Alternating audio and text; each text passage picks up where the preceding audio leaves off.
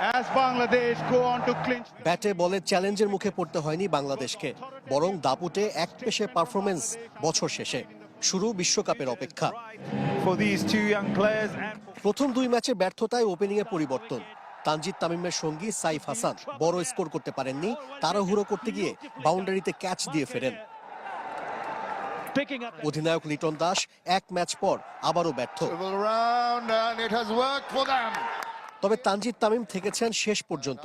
পুরনো opening partner Parvez ইমনকে নিয়ে ৭৩ রানের অবিচ্ছিন্ন জুটিতে ম্যাচ জিতিয়ে মাঠ ছাড়েন, তুলে নেন ক্যারিয়ারের ১১তম half century.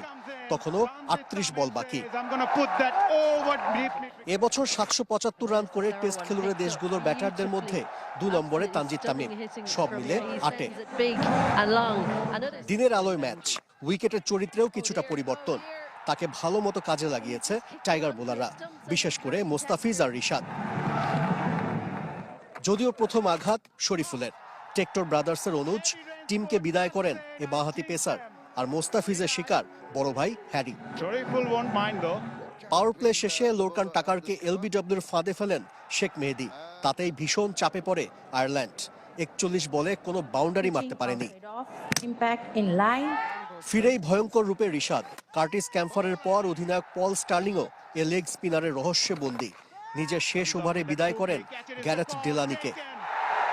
Revenge taken. IPL mini নিলামের আগে মোস্তাফিজও হিট নিয়েছেন ৩ উইকেট, ১৮তম ওভারে জোড়া আঘাত হানেন।